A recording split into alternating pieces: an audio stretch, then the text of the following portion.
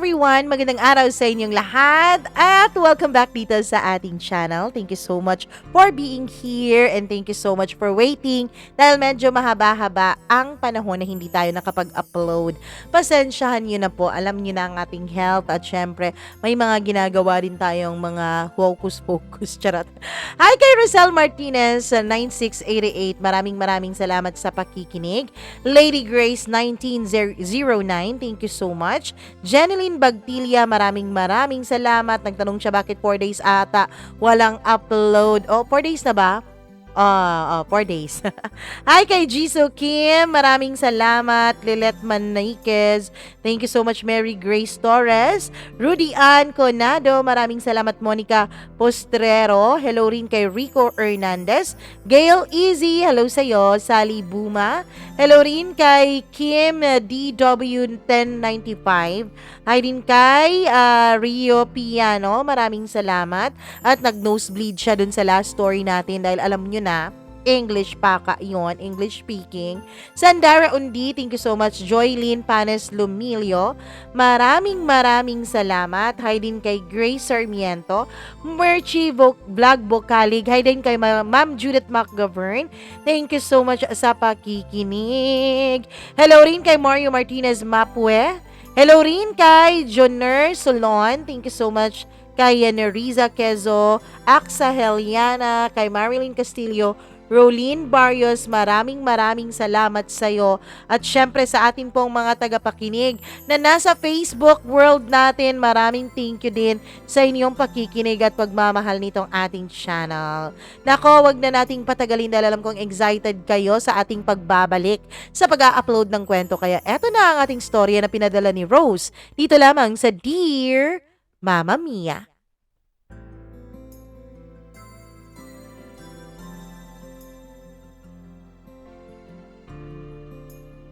Bakit nga ba napakamatalinghaga ng pag-ibig? Bakit nga ba kahit alam nating ating ikakapahamak ang isang bagay, basta't para sa minamahal ay handa nating gawin? Mapatunayan lamang natin ang tunay na pagmamahal na nararamdaman.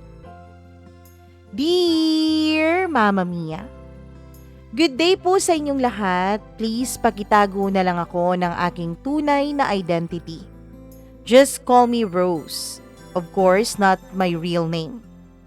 Na-inspire akong mag-share ng sarili kong storya mula nung umpisa ko pong mapakinggan ang inyong programa sa YouTube. Marami-rami na rin pong mga letters o mga storya ninyo ang aking napakinggan bago ako tuluyang nagdesisyon na isulat at ibahagi sa inyo itong aking kwento. I'm from Mindanao. A little background sa pamilya ko, ako ang eldest at 3 kaming magkakapatid. Ang storyang ibabahagi ko sa inyo ay nagsimula nung ako ay 16 years old pa lamang. Kaka-graduate ko lamang noon ng high school nung pinapunta agad ako ng parents ko sa isang lugar na malapit-lapit lang din naman sa city namin. Kasi doon ako mag-aaral ng college. Meron po akong tiyahin doon na doon nakatira sa city, so doon po nila ako pinagstay. Hindi ako nag-boarding house dahil strict po ang parents ko, lalong-lalo na sa aming magkakapatid. Hindi rin kami mayaman, Mama Mia, pero napoprovide naman ng parents ko ang mga pangangailangan namin. So basically, hindi po ako katulad ng iba ninyong mga letter sender na namulat sa kahirapan at sobra talagang hirap ng buhay ang kinalakihan. So I enrolled at I took up BS Tourism kasi dream ko talaga noon na maging stewardess. Medyo matangkad din kasi ako, maputi, at ang sabi nila ay pwede na rin naman daw akong igala sa kung saan-saan na hindi napapahiya ang aking kasama. Sabi pa nga ng mga kaibigan ko at mga nakakakilala sa akin ay maganda daw ako. Manang-mana daw ako sa side ng papa ko dahil may lahi po silang Spanyol. Simula pa lang ng klase dahil kakasimula pa lamang ay hindi pa po required na mag-uniform. So usually pants at t-shirt and then flats lang talaga ang suot ko noon dahil hindi ko naman na kailangang mag-heels dahil ang height ko noon ay 5'6". Pero matapos ang 1 month ay kailangan na naming magpatahi ng aming uniforme kasi required na talaga sa school. Ang city po na pinag-aaralan ko ay medyo maliit lang naman na city pero malaki ang school na pinag-aaralan ko. Walang masyadong tindahan na malalaki or mga clothing store. Kailangan mo pa talagang mag-travel ng 30 minutes para sa next city dahil nandun ang mga malalaking store na may mga tela na nagbebenta para sa aming gagawing uniform. Papunta ako noon sa terminal dahil sasakay ako ng van kasi yun ang mode of transportation namin to the next city. Pagtingin ko ay wala pang katao-tao sa loob kaya pumasok ako at pumwesto ako sa second row na mga upuan para pabor ako sa window side. Ang iniisip ko noon ay matagal-tagal pa talaga itong umandar kasi kapag nandun po kayo sa terminal ay kailangan po talagang punuin yung van bago pa ito aalis. Ilang sandali pa ay may 2 lalaki na mga tsuhin ng pagmumuka. Well, in short, medyo may katandaan na ang pagmumuka. Ewan ko ba sa dinami-dami ng mga upuang bakante ay dun talaga sila sa second row umupo at dun sila tumabi sa akin.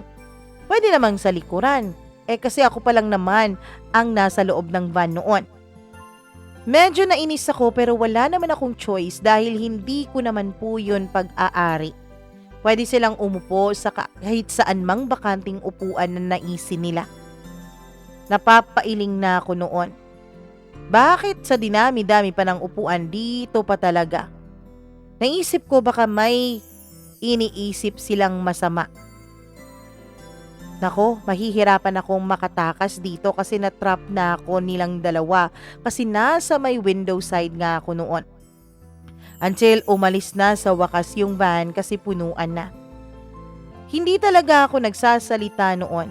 Nakayuko lamang ako dahil kung minsan ay napapansin ko na parang tinitignan nila ako.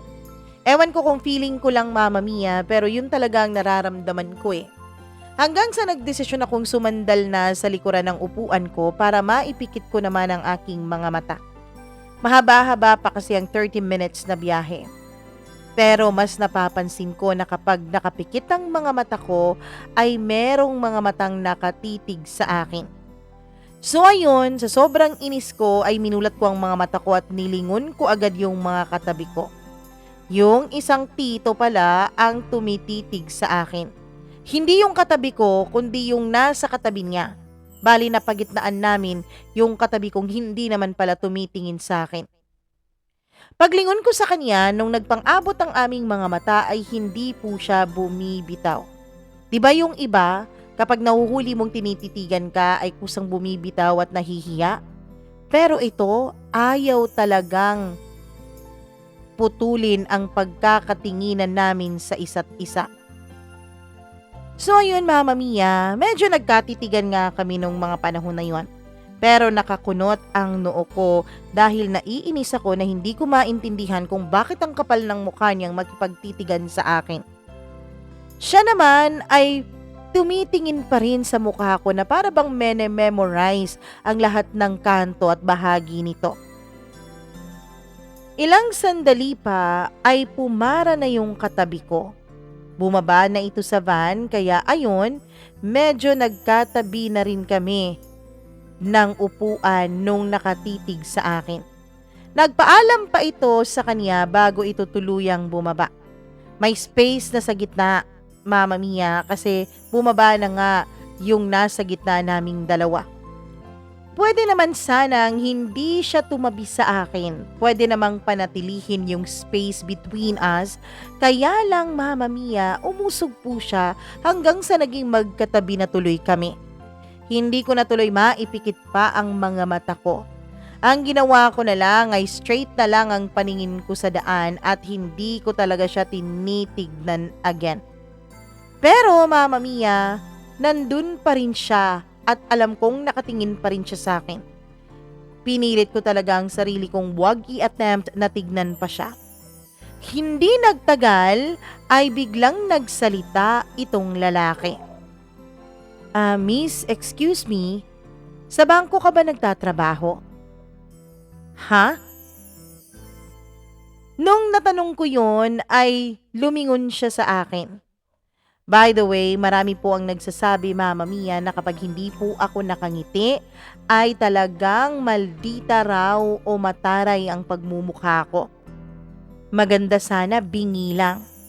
Seryosong seryoso ang mukha niya habang nagsasalita siya noon, so I assume na hindi siya nagjo-joke. Tapos, tinanong niya ulit kung sa bangko raw ba ako nagtatrabaho. Sa isip ko nung mga panahon na yon, anong tingin niya sa akin ha? Tita na ang mukha dahil may trabaho na, kung tutuusin first year college pa lang naman ako. So ayun, mas lalo tuloy akong nainis sa kanya. Pagkatapos nun ay binalikan ko siya at hinarap. Manong, estudyante pa po ako. First year pa lang po ako, so okay na? Pagkasabi ko noon ay agad kong inalis yung tingin ko sa kanya. Grabe ka naman kung makamanong sa akin, ma'am. Parang mas matanda ka nga sa akin eh. Parang mas matanda ka sa akin ng 10 taon. By the way, Mama Mia, ito pong si Manong ay moreno, gwapo, makapalang kilay, tapos mahaba ang mga pilik mata. Simple lang siya, naka-shorts lang siya, naka-white t-shirt, tapos balbon pa ang kaniyang mga kamay. Pero hindi naman yung balbon na mga makakapalang balahibo, kundi yung mga maninipis naman. May dimples din siya kapag nakatawa o nakangiti. Medyo matangkad din siya sa akin ng konti. Sa tingin ko, nasa 5'9" ang height niya. Sorry miss ha, sinabi ko lang naman yun para makapag-usap tayong dalawa. Kasi mukhang darating na lang tayo sa ating pupuntahan hindi pa tayo nakakapag-usap. Wala ka sigurong planong kausapin ako, no? Parang ikaw lang yung nakasakay dito sa van Anton nga pala. Sabi niya sabay abot ng kaniyang kamay.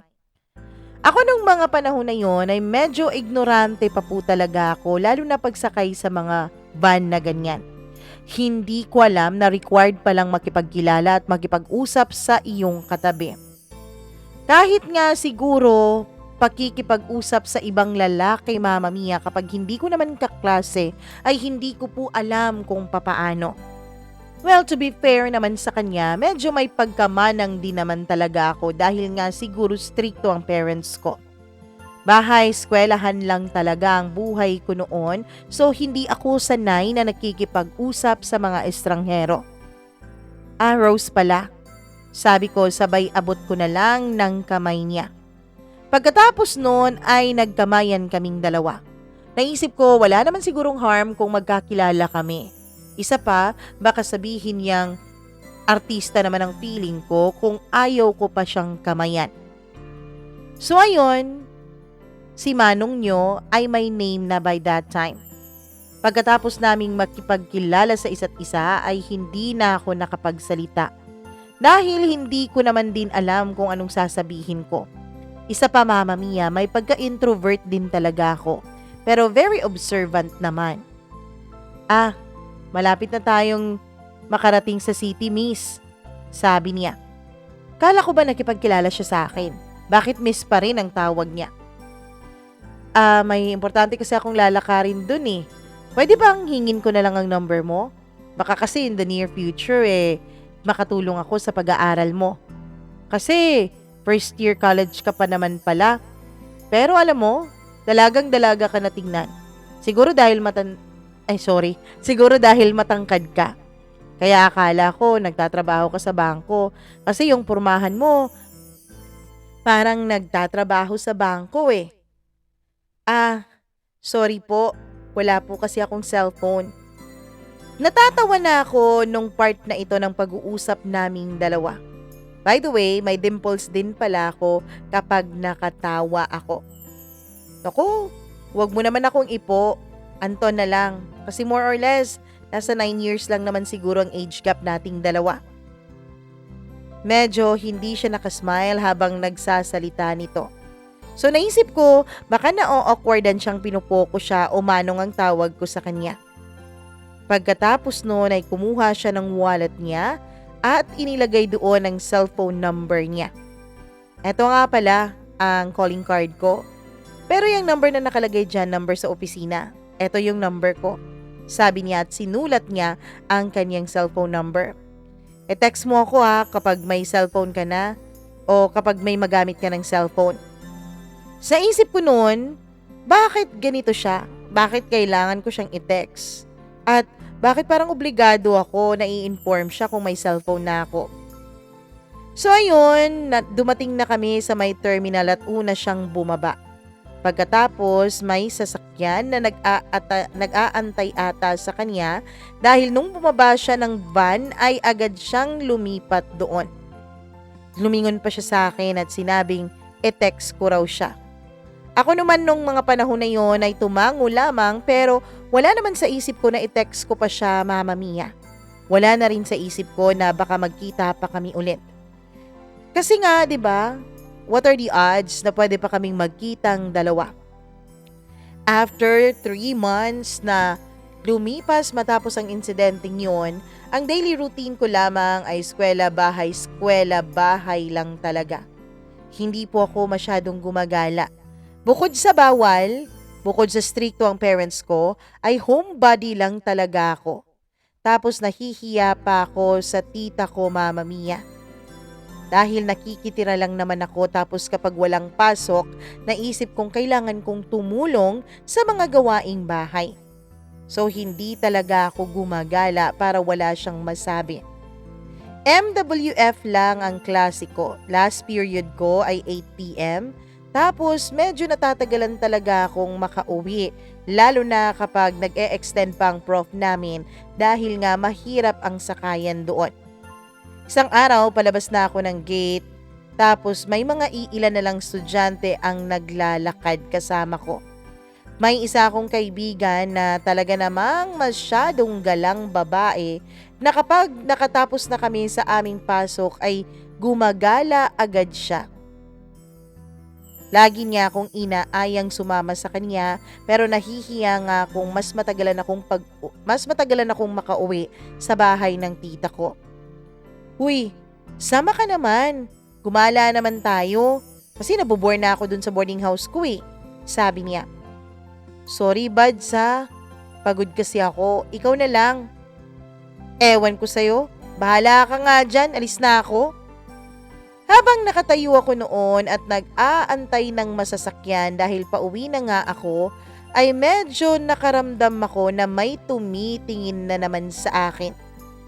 Medyo creepy ang pakiramdam ko nung mga panahon na yon.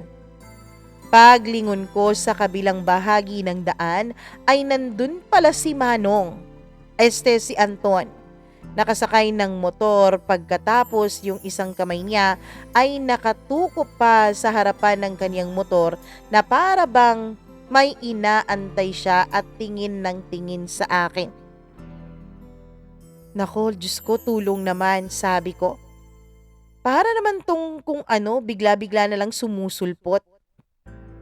Nagpang-abot ang paningin naming dalawa. Agad niyang pinaandar at pinatakbo ang motor niya papalapit sa akin. Manong, medyo nakakagulat ka naman kasi dyan ka pa talaga pumwesto sa may madilim na bahagi Alam mo, pabalik-balik ako dito Inaantay kong masaktuhan ko yung paglabas mo. Mag-dinner muna tayo, iha. Anong oras pa O anong oras na? Alam kong wala ka pang kain kasi galing ka pa sa eskwela. Ano bang iha? Rose na nga lang. Binalik ko sa kanya ang pagpapaalala sa pangalan ko. Alam ko namang Rose ang pangalan mo, pero parang mas gusto kitang tawaging iha. Hayaan mo na nga lang ako. Halika na, sakay na. At magdi-dinner muna tayo. Hindi ko maintindihan ang naramdaman ko nung mga panahon na yon. Mulat sa pool ay hindi pa po ako sumama lalong-lalo na sa isang estrangherong lalaki. Pero ewan ko, bakit hindi po ako nakahindi nung inaya ako ni Anton? Dinala niya ako sa isang kainan and since maliit lang naman ang city noon, O ang city na pinapasukan ko ay iilan lang ang mga open na resto nung mga panahon na yon kasi past 8 p.m. na. So habang kumakain kami ay hindi din talaga ako nagsasalita. Nakayuko lang ako at nakafocus lang ako sa pagtingin sa pagkain at pagnguya. Pero naramdaman ko na tinititigan na naman ako ni Anton. May problema ba tayo, Manong? Sabi ko. Hindi ko talaga lubos maisip na kahit alam ko na ang pangalan niya ay Manong pa rin ang tawag ko sa kanya. Wala naman, hayaan mo na nga lang ako, kumain ka na lang dyan. Alam mo bang nagantay ako sa text mo? Siguro, tinapon mo na yung calling card ko, no? Sorry, na-busy kasi ako eh. Hindi pa nga ako nakatapos sa aking sasabihin ay nagsalita na siya. Alam mo, yung tawag mo sa aking Manong, last na yan ha. Hindi pa naman ako Manong, grabe ka naman sa akin. Nag-half smile na lang ako nung mga panahon na yon dahil hindi ko alam kung ano ang isasagot ko sa kanya. Pakiramdam ko kasi parang kilalang kilala niya ako. Pero kahit kailan, kahit anong pilit ko sa utak ko, ay hindi ko talaga siya maalala kung nakilala ko na ba siya dati. Hindi rin naman familiar ang mukha niya nung nagkita kami sa van, nung unang pagtatagpo namin. Pero bakit ganon? Bakit parang kilalang kilala niya ako?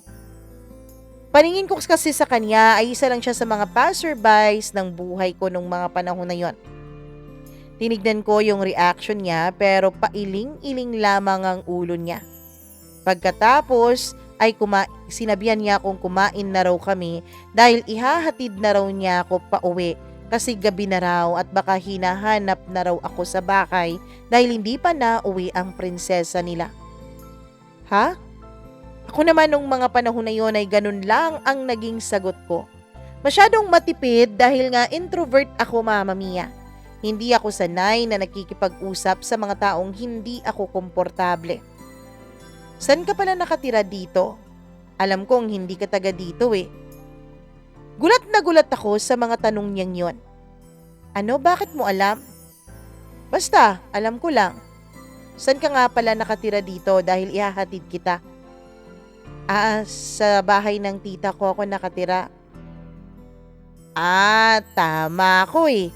Hindi ka talaga pabo-boarding house ng parents mo. Sabi niya habang nakasmirk pa, habang nagsasalita. Kasi dati kapag boarding house, kapag estudyante ka, Mama Mia, tapos hindi ka taga dun sa city kung saan ka mag-aaral ng college, basically ay nagbo-boarding house talaga yung karamihan sa amin. So ayun na nga, hindi na rin ako nakahindi nung inoferan niya ako na ihahatid niya ako. Pero hindi ko na siya pinapasok sa loob dahil wala naman akong balak na ipakilala siya sa tiyahin ko. Salamat sa paghatid mauna na ako. Akala ko papapasukin mo pa ako. Pero okay lang, alam ko namang hindi pa pwede. Sa isip ko nung mga panahon na yon, anong hindi pa pwede?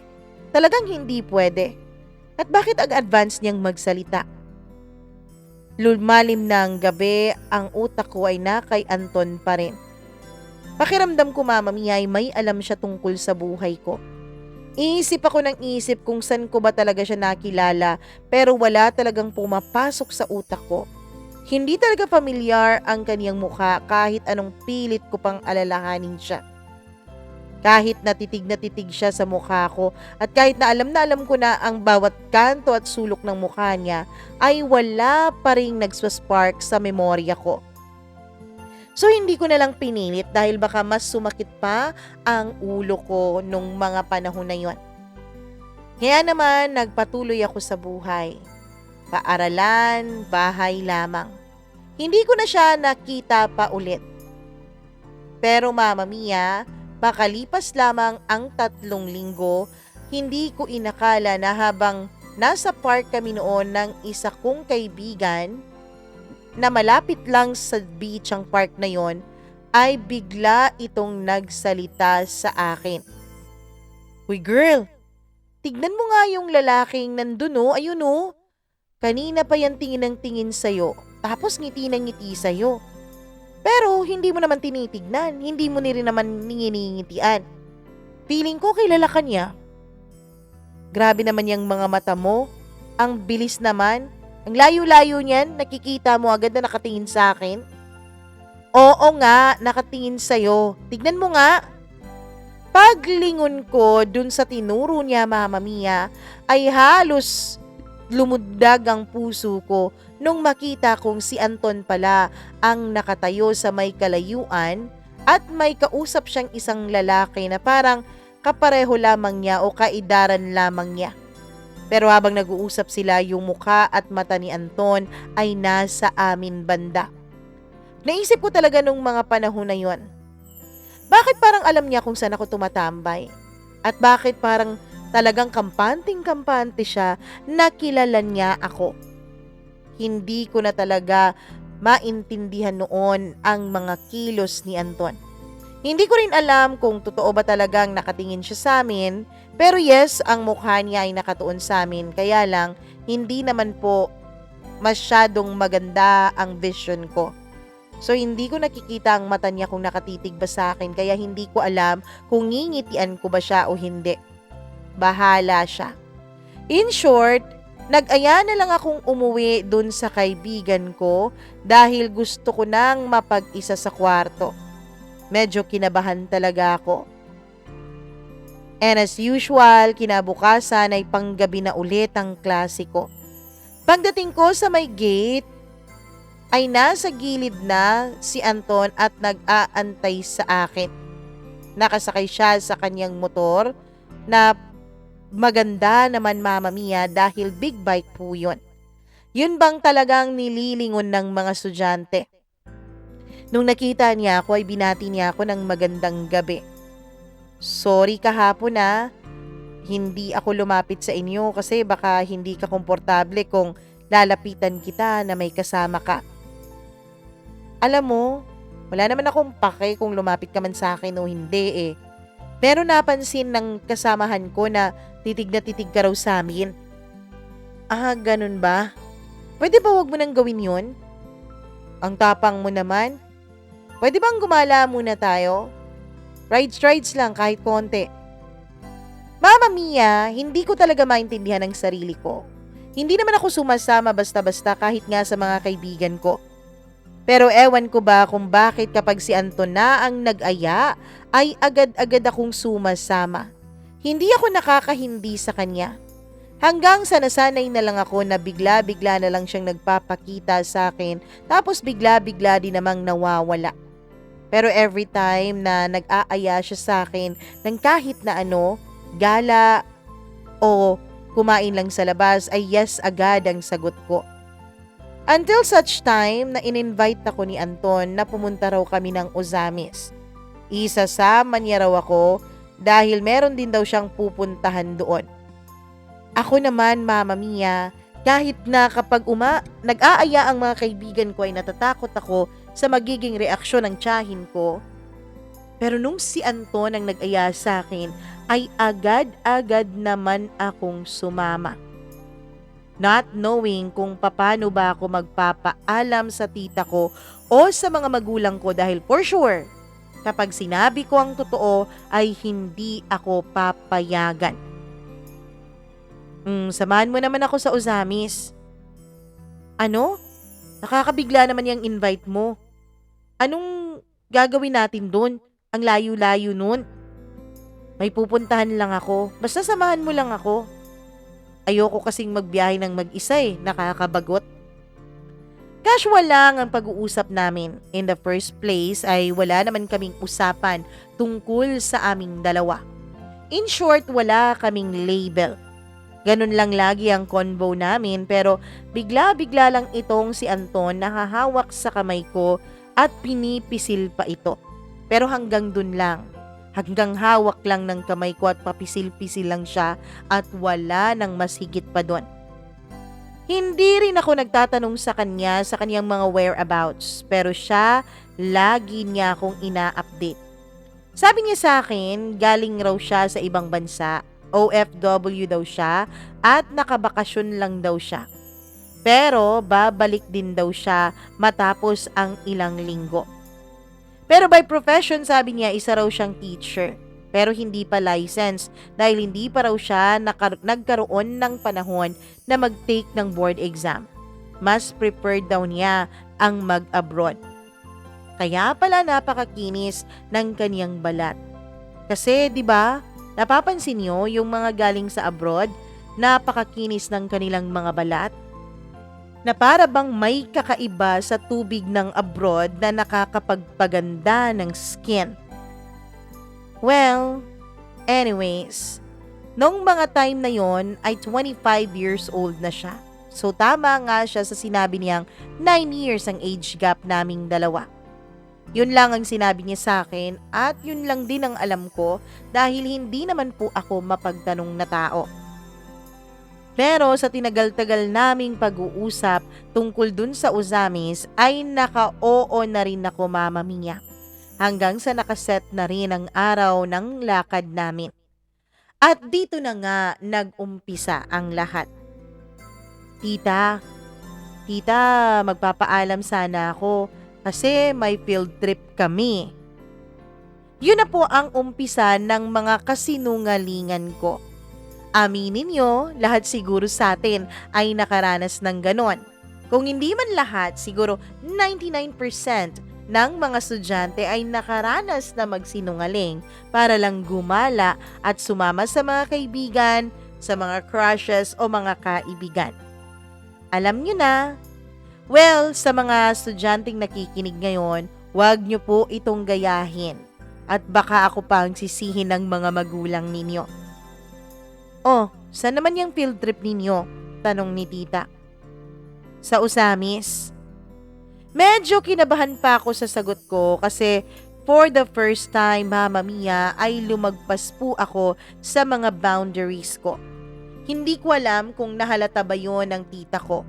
Never in my entire life, not until that day, na nagsinungaling ako, lalo na tungkol sa field trip at paggala. Never talaga akong sumama sa mga kaibigan ko nang hindi ako pinapayagan.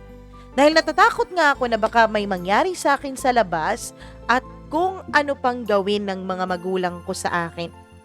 Pero ewan ko kung anong mahika o kung anong hipnotismo meron ito si Anton. Bakit ba lagi akong pumapayag sa mga gusto niya? Ang akin lang nung mga panahon na yon, wala na akong pake kung magsinungaling man ako.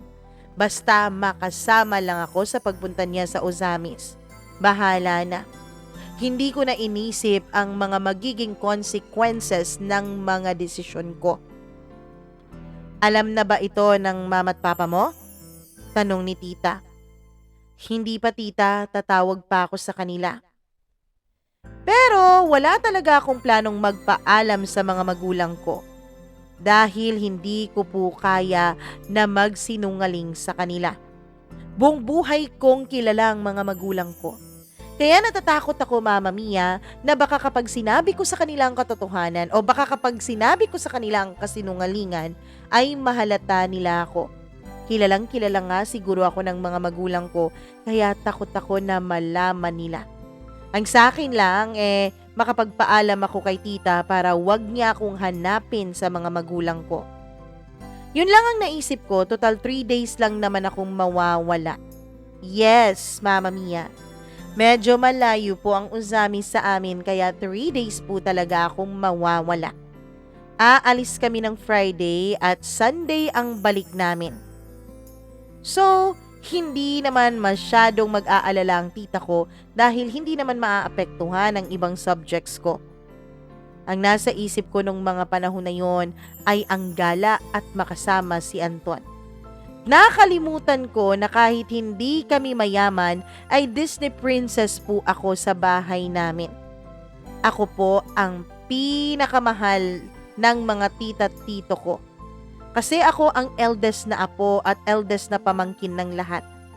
Noong ipinagbubuntis pa lang ako ng nanay ko, ay naglulook forward na sila sa pagdating ko.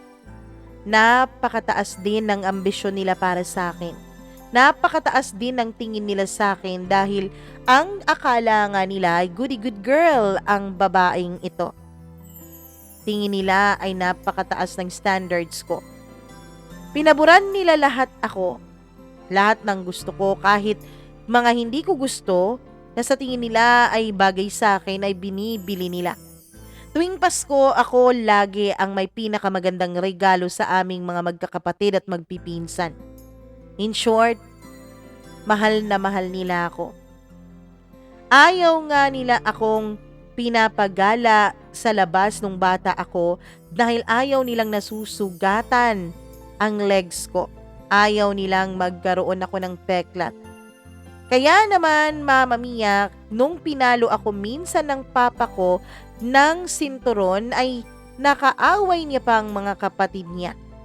Dahil nga baka raw magkaroon ng peklat kapag nasugatan ako ng sinturon.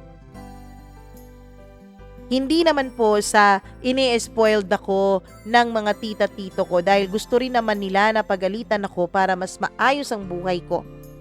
Kaya lang ayaw nila akong nasusugatan. Ayaw nilang may nangyayaring masama sa akin. For short, Mama Mia, napakataas ng expectations nila. For short, ay alam ko na magiging disappointed sila kapag nalaman nila ang mga kasinungalingan ko. May one time, Mama Mia, na high school pa ako, ay talagang sinusundo pa nila ako kapag nandun ako sa bahay ng friends o kaklase ko. Dahil gumagawa kami ng projects. Dahil nga doon ay ang gusto ng mga magulang at mga tiyahin at tiyuhin ko ay sa bahay na lang kami gagawa ng projects para hindi na ako aalis pa. Kaya siguro nasanay akong sa pagiging homebody ko. Pero ewan ko ba, bakit para kay Anton ay napakabilis ko lang baliin ang mga standards na yon. So ayun na nga, umalis na kami ni Anton. Nagkita kami sa may gasolinahan dahil nandun siya at nagpapagasolina ng kanyang sasakyan. Pagdating ko ay dumiretso na akong sakay at agad niya akong hinila para mahinang kagatin ng braso ko. Medyo nagulat ako sa ginawa niyang yon na parang may panggigigil pa talaga siya. Alam mo, nababaliw ka. Bakit ganyan ginagawa mo? Daig mo pa ang boyfriend ko ha? Bakit bigla-bigla ka na lang nanghihila at nangangagat dyan? Tumawa siya at ang sabi niya matagal na raw niyang gustong gawin sa akin yun, pero tsaka pa lang daw siya nagkaroon ng pagkakataon dahil nasa loob nga kami ng tinted na sasakyan. Alam mo, may gusto nga sana akong itanong sa'yo eh. Ano yun? Bakit ba talaga Iha ang tawag mo sa akin ha? Ilang beses mo ba talaga akong balak na painisin dyan sa Iha na yan? At sinong-sino ba ang tinatawag mo ng Iha ha? Ikaw lang naman. Simula noon, ikaw lang naman talaga. Eto na naman ang mga mahiwaga niyang linyahan na hindi ko talaga maarok at hindi ko talaga alam kung ano. Pero hindi yun ang tanong ko. Eto ang itatanong ko. Nagkakilala na ba tayo noon? Bakit parang hindi ka familiar sa akin kahit na konti? Tumawa lang siya, Mama Mia. Napakasarap pakinggan ng tawa niya pero nung mga panahon na yun ay medyo nainis ako dahil gusto ko ng kasagutan sa tanong ko. Ayusin mo nga, alam mo ba na nakakapagod ng isipin kung nagkakilala na ba tayong dalawa? Kung bakit parang kilalang kilala mo ako? Lumingon siya sa akin habang nagda-drive siya. Pagkatapos ay nilapit pa talaga niya ang mukha niya sa akin at nag-smirk siya. Hindi mo talaga ako nakilala kasi napaka-strikta mo eh. Wala ngang nakakalapit sa'yo kaya hanggang tingin lang talaga ako sa'yo. Napakapait naman ng buhay. Sabi niya habang huminga ng malalim habang nagsasalita. Baliw ba tong lalaking to? So, hindi tayo magkakilala pero matagal mo na akong kilala. Nag-tourism ka talaga, no? Kasi, yun talaga ang pangarap mo eh. Kala ko nga magne-nurse ka. Kasi 'di ba? Yun ang sinasabi mo noon. Mas lalong sumakit ang ulo ko sa kakaisip kung sino nga ba itong taong to at kung saan niya nakukuha ang mga impormasyon na ito. Dahil totoo po ang mga impormasyon na yon. Ang pamilya ko kasi ang gusto na mag-nurse ako. Pero ang gusto ko talaga ay maging stewardess.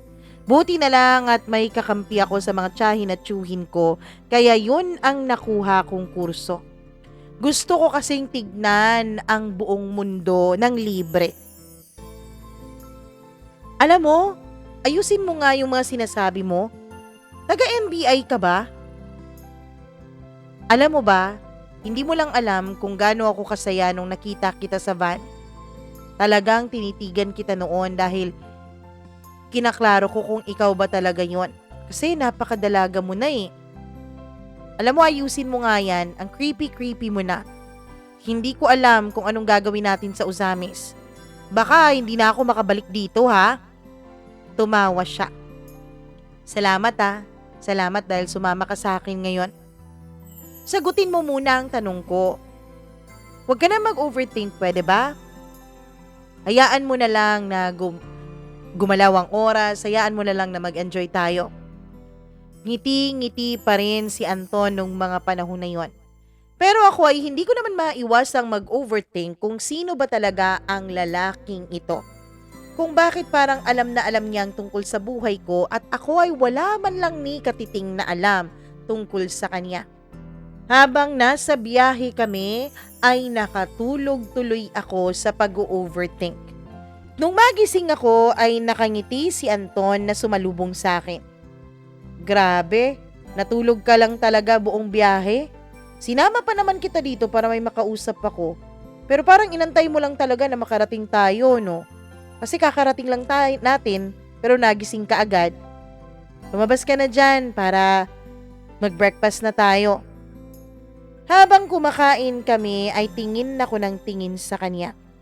Parang ako na tuloy ang nakatitig sa kanya lagi. Parang nabaliktad yung unang sitwasyon namin. Iniisip ko kung nakita ko na ba talaga ang pagmumukhang ito, pero kahit anong isip ko, wala pa rin pumapasok. Oh, bakit nakatitig ka? Hindi ako sumagot at tinaasan ko lang siya ng kilay. Ang ganda naman ng palangga ko. Alam mo ba, napakaliit mo pa noon. Pero ngayon, dalagang-dalaga ka na. Baliw ka talaga. Anong gagawin natin dito sa Usamis, ha? May importante lang talaga akong gagawin dito. Dinala kita kasi pampaswerte kita. Ikaw ang dahilan ng pagpunta ko dito. Naka-half smile siya noon habang nag-uusap kaming dalawa. May mga pagkakataon noon na hindi ko mabasa ang mga titig niya sa akin, Mama Mia. Alam mo, nababaliw ka na talaga. Alam mo bang naiinis na ako dito, ha? Dapat nga ako ang mainis eh. Kanina mo pa ako sinasabihang baliw. Hindi naman ako baliw. Pero inis na ako sa'yo eh. Hindi mo sinasagot ng maayos ang tanong ko. Saan ba talaga tayo nagkakilala o kung saan mo ba talaga ako nakilala? Diba sinabi ko sa'yo, huwag ka na mag-overthink. Sige na, bilisan mo na dyan para makapahinga na tayo. Makapagpahinga, saan pala tayo pupunta?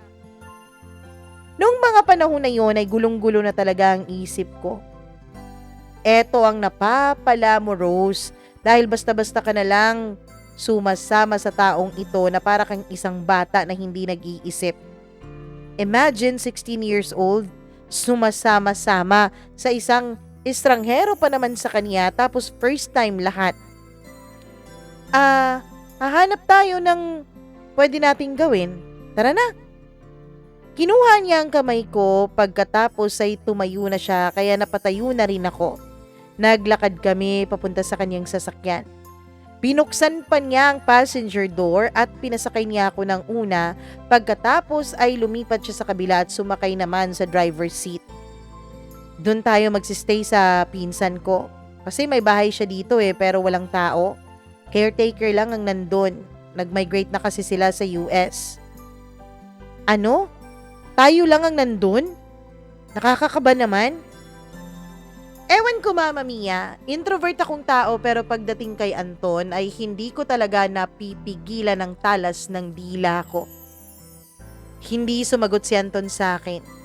Nag-focus na lamang siya sa pagpapaandar at pagmamaneho ng sasakyan. Concentrate na concentrate siya sa kanyang pagdadrive at hindi niya talaga ako nililingon. Ako na lang, hindi ko na lang din siya ginulo pa hanggang sa nakarating na nga kami dun sa sinasabi niyang bahay ng pinsan niya. Bumusina lamang siya sa kanyang sasakyan at biglang nagbukas ang malaking gate sa malaking bahay na yon. Fully furnished ang bahay na yon kahit napakalaki pa. Alam na alam mo talaga na may kaya ang may-ari. Pero nakikita mo rin na o nalalaman mo rin na nasa abroad ang may-ari nito dahil ang mga gamit ay may mga takip yung iba. Tapos may sasakyan din na nakapark doon. Binitbit ni Anton ang mga gamit namin at pinasok niya sa isang kwarto. Ako naman ay nakasunod lamang at nakamasid at nakamatsyag lamang sa kanya. Pero hindi na ako pumasok dun sa kwarto. Pagkatapos niyang mailagay ang mga gamit sa kwarto ay lumabas na rin din siya agad at hinanap niya yung caretaker dahil may kausap pa nung mga panahon na yon. Nung lumabas siya sa kwarto ay agad akong pumasok doon at nahiga ako dun sa bed. Habang nakahiga ako at nagmumuni-muni ay dumapa ako. Nag-iisip pa rin talaga ako kung paano akong napapayag ni Anton na sumama sa kanya sa ganito kalayong lugar tapos kami lang dalawa. Habang nakadapa ako nung mga panahon na yon ay biglang bumukas ang pintuan. Hindi pa nga ako nakahiga at nakalingon kung sino ang pumasok ay bigla siyang pumatong sa likuran ko at niyakap ako ng pagkahigpit-higpit. Kaya gulat na gulat ako sa kanyang ginawang yon. Alam ko naman na malaki ang posibilidad na siya ang pumasok sa kwarto. Pero hindi ko akalain na yayakapin niya ako at papatong siya sa likuran ko. Gusto kong bumangon pero dahil sa bigat niya ay hindi talaga ako nakakilos. Para po akong na-defeat na ng enemy nung mga panahon na yon. Huwag ka munang gumalaw, langga, sabi niya habang inaamoy-amoy pa niya ang buhok ko. Isiniksik pa talaga niya ang kanyang mukha at labi sa lieg ko. Nanindig ang mga balahibo ko sa kanyang ginagawa. Nawala talaga sa isip ko ang pamilya ko nung mga panahon na yon. Nawala sa isip ko ang straiktong pagmumukha ng mga magulang ko, Mama Mia. Ang bigat-bigat mo, Anton. Pwede ba? Umalis ka na nga dyan. Huwag ka nang yumakap. Hindi nga tayo magkaano-ano eh. Hindi nga kita boyfriend. Diyan din naman ang punta nating dalawa eh. Huwag kang mag-alala. Nire-respeto pa rin naman kita eh. Kaya nga hindi ako masyadong lumalapit sa'yo dahil ayokong tawirin ng boundaries na namamagitan sa ating dalawa. Pero hayaan mo muna ako ngayon. Sige na please. Kaya naman, pagkatapos nito, huwag kang mag-alala. Iiwas tayo sa isa't isa. Iwasan nating madikit ang katawan natin sa isa't isa dahil mahirap na, 'di ba? Minor de edad ka pa at nire-respeto kita. Medyo kinabahan ako nung mga panahon na yon, Mama Mia. Alam mo ba, matagal na talaga akong nakasunod sa'yo. Alam mo bang matagal na kitang gusto? Kaya lang hindi ko magawang magkipagkilala sa'yo noon eh. Dahil baka matakot ka kasi batang-bata ka pa. Kaya iniiwasan talaga kita. Medyo kinabahan ako nung mga panahon na yon, Mama Mia.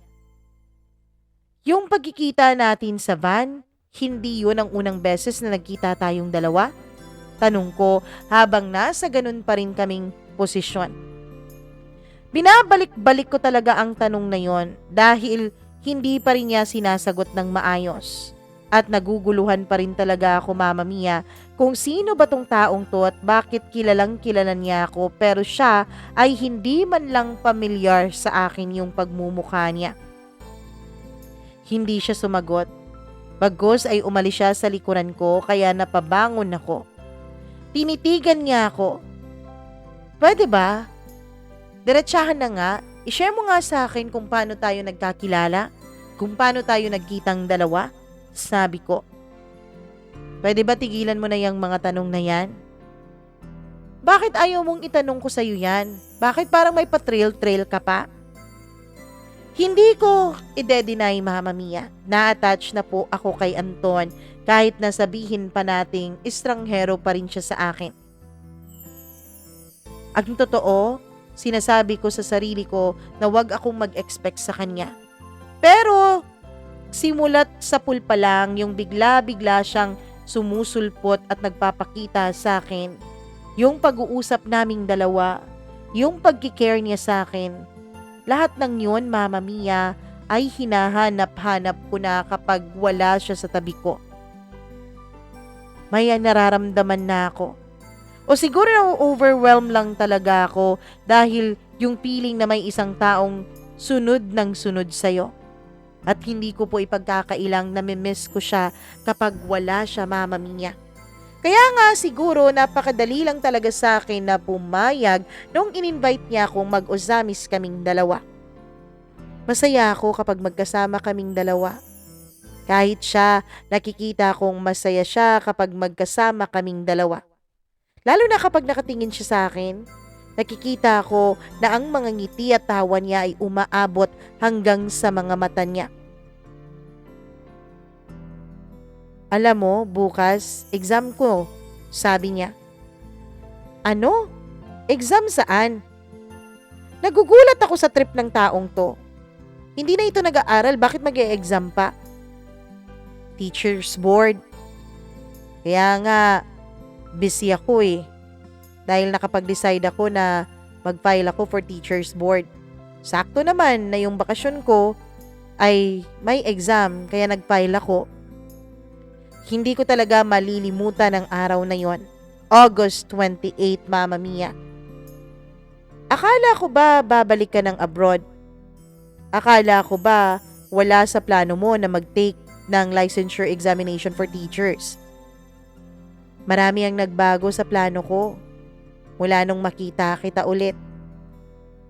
Grinab ko ng pagkakataong to kasi kapag nakapasa ako, hindi ko na kailangang bumalik sa abroad, 'di ba?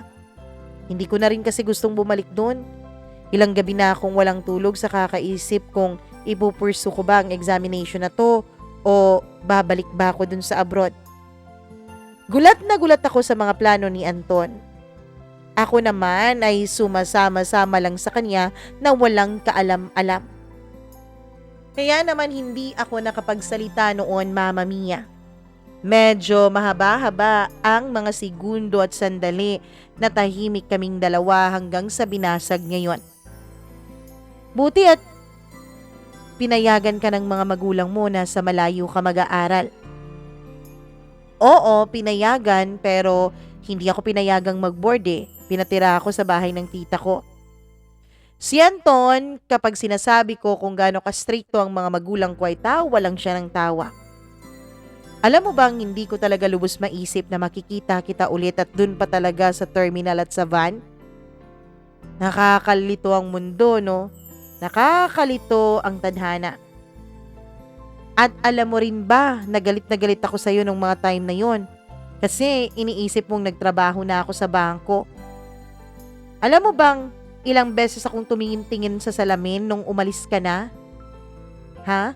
Kasi naisip ko, matanda na ba talaga ang mukha ko? Dahil naisip mong nagtatrabaho na ako, halatang halata pa naman na estudyante pa ako at first year college pa lamang, ha? Ayon, wala na kasi akong maisip na sasabihin sa'yo dahil alam ko naman na hindi mo ako papansinin kung hindi talaga ganun ang sasabihin ko. Kaya nung lumingon ka sa akin, kahit may pagkainis yung mukha mo at kahit nakakunot yung kilay at noo mo, ayos na rin sa akin, at least napansin mo ko. Pero sa totoo lang, napakabilis ng panahon, ano? Kasi mas lalo kang gumaganda ngayon at dalagang-dalaga ka na talaga kung titignan. Kinilig ako ng konti sa sinabi niyang magandang-maganda ako at dalagang-dalaga na ako. Dati raw kasi ay isa akong sipunin at mataray na bata. Pero ngayon, magandang dalaga na. Alam mo, kahit sipunin at bata ako noon, at kahit dalagang-dalaga na ako ngayon, ikaw naman ay manong na manong na ang itsura ngayon, sabi ko. Manong? Sige, sabihan mo ako ng ganyan, pero alam mo bang itong manong na to, ito ang mag-aalaga sa iyo ng husto. Alam mo bang, pumunta na lang ako ng abroad para mapabilis ang panahon dahil inaantay talaga kita? Tawang-tawa siya matapos niyang sabihin yon. Ewan ko dyan sa mga sinasabi mo. Di ko alam kung magic words yan para patahimikin ako o parang ginugulo mo lang talaga ang utak ko. Ang dami naming napag-usapan nung araw na yon habang nakahiga kaming dalawa sa kama. Nag-uusap lang talaga kami, Mama Mia. No more, no less talaga.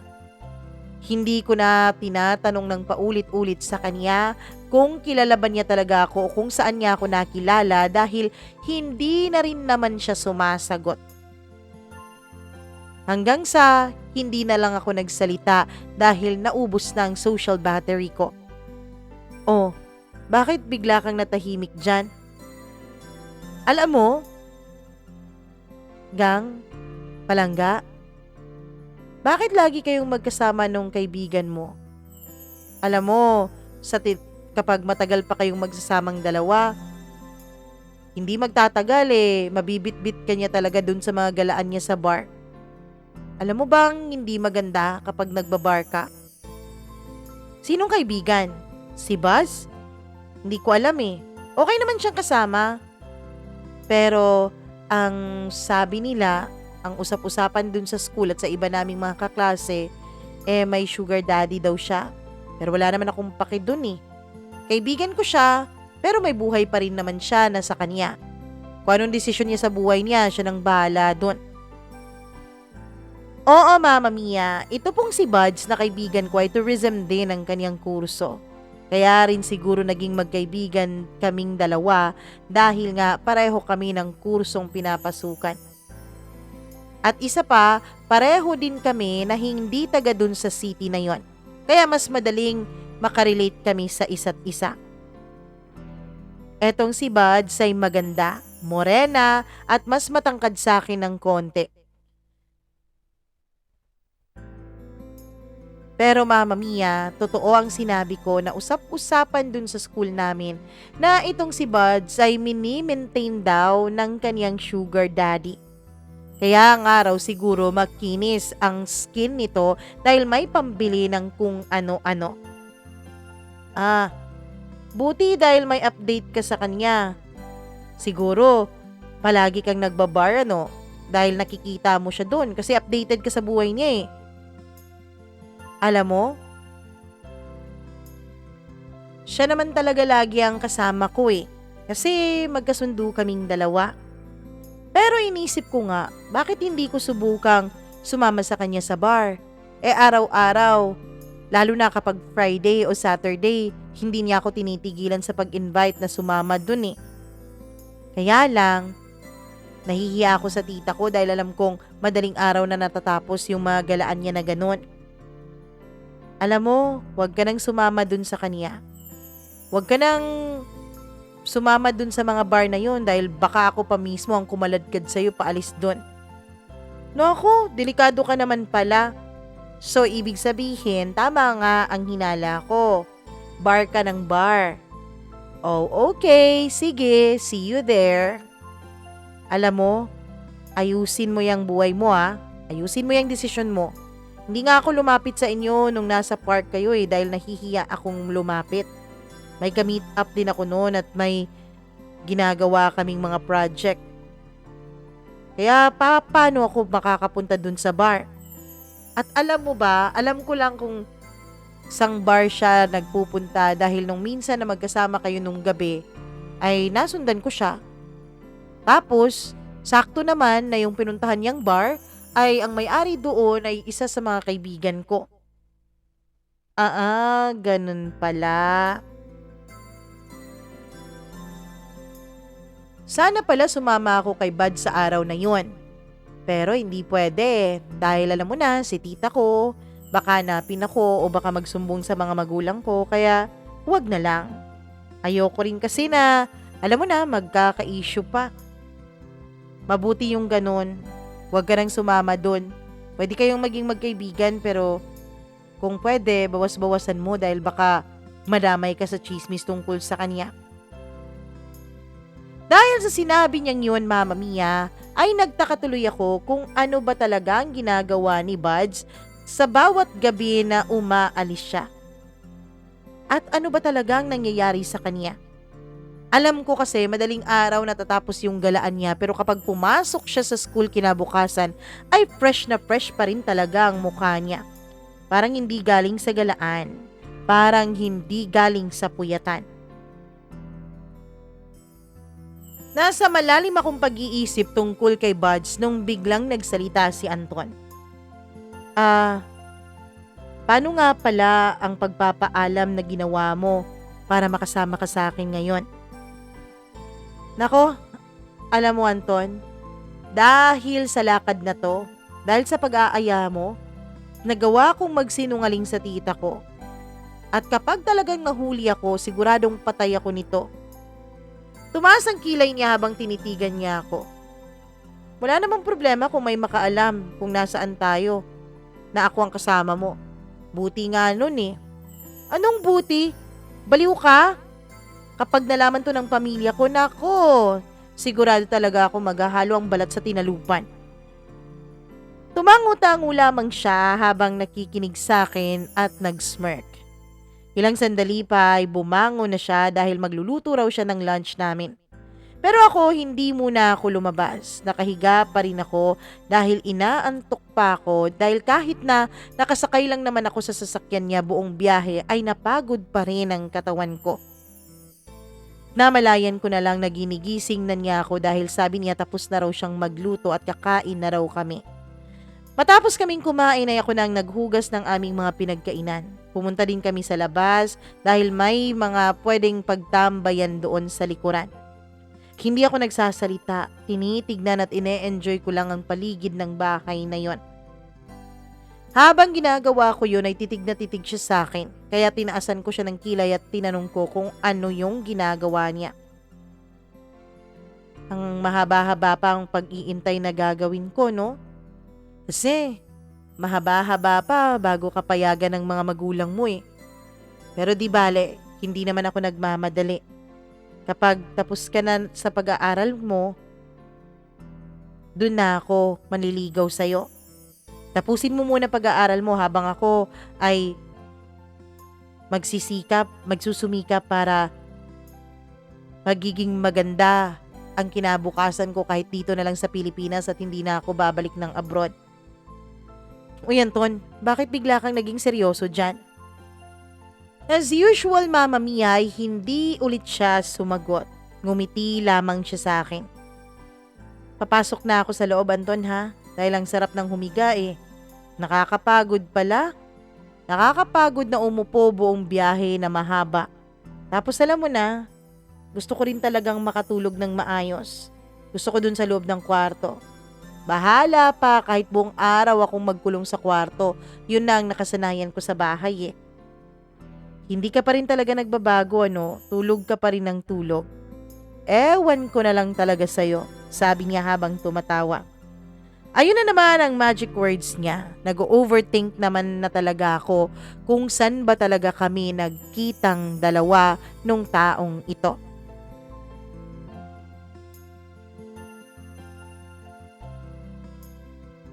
Uy, grabe naman si Anton. Para naman siyang groomer ba tawag doon? Nakakatakot. Oo, groomer ba tawag doon? Di ko alam kung mako-consider yung grooming ha. Pero anyway, so bukas atin pong dadagdagan, dudugtungan, tama po ba ang ating mga itong kwento ni Rose at ni Anton. So stay put lang muna kayo dyan at ang gawin nyo ay mag-like at mag-share ng video ito at syempre mag-subscribe dito sa ating channel kung hindi pa kayo subscriber at mag-click ng notification bell para lagi po kayong nanonotify sa tuwing meron tayong bagong upload. Lalo na ngayon na medyo paputol-putol ang upload natin dahil alam niyo na ang health ng Mama Mia ninyo at syempre alam niyo na basta yun na yun. Anyways, maraming salamat sa inyong pagkikinig. Kung meron kayong sariling kwento, huwag mag-hesitate na mag-email sa atin, mamamiacdo0317@gmail.com o kundi kaya mag-PM sa atin sa ating Facebook page, Mama Mia Cagayan de Oro. Maraming salamat ulit. Ako po si Mama Mia. Magandang araw sa inyong lahat.